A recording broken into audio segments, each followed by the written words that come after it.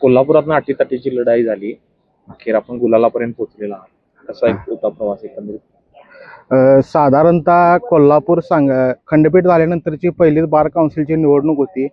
संपूर्ण 6 जिल्ह्याचं आणि संपूर्ण महाराष्ट्राचं लक्ष या कोल्हापुरातून प्रतिनिधी कोण होते ह्याकडे लागलेलं होतं.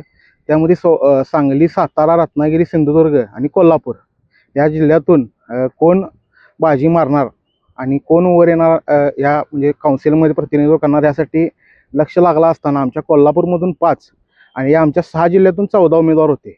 म्हणजे खंडपीठाच्या एका सेंटरमधून 14 उमेदवार होते. त्यापैकी मला वाटते घाडगे साहेबांनी ह्या सोलापूर, सांगली, सातारा आणि कोल्हापूरमधून कोल्हापुरातून विजय मिळवला.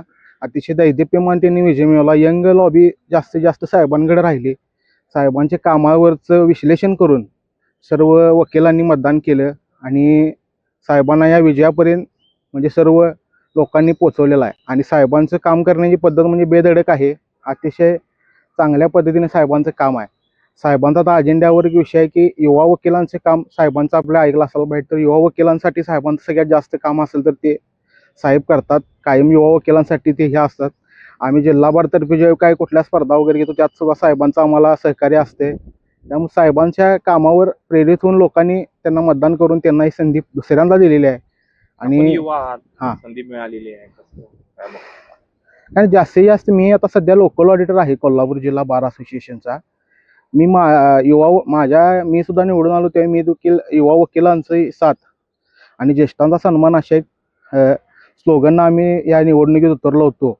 आणि अतिशय भरभरून युवा माझ्या मागे राहिल्या. ज्येष्ठ वकिलांनी भरभरून मला आशीर्वाद दिले आणि त्यामध्ये घाडगे साहेब देखील होते. आणि सर्व घाडगे साहेबांचा ग्रुप असेल, घाडगे साहेबांच्या मदतीने किंवा त्यांना सोबत घेऊन जे काय असतील प्रॉब्लेम ते आम्ही त्यांच्यापर्यंत कायम कधीही केव्हाही रात्री सुद्धा आम्ही घेऊन जाऊ शकतो. आणि हे त्यांना पद मिळाले त्याचा आम्हाला नक्कीच पुढं आमच्या वकिलीमध्ये फायदा होईल किंवा आमच्या कामामध्ये देखील फायदा होईल. किंवा युवा वकिलांची जी कुचंबना जजेसकडून होत आहे, जजेसनी वागणूक युवा वकिलांना जी दिली पाहिजे ती दिली जात नाही एक कोर्टांकडून. त्यासाठी माझे वैयक्तिकरित्या प्रयत्न असेल किंवा मी काम युवा वकील असल्यामुळे मला माहिती आहे की कामात काय प्रॉब्लेम येतात आणि काय नाही.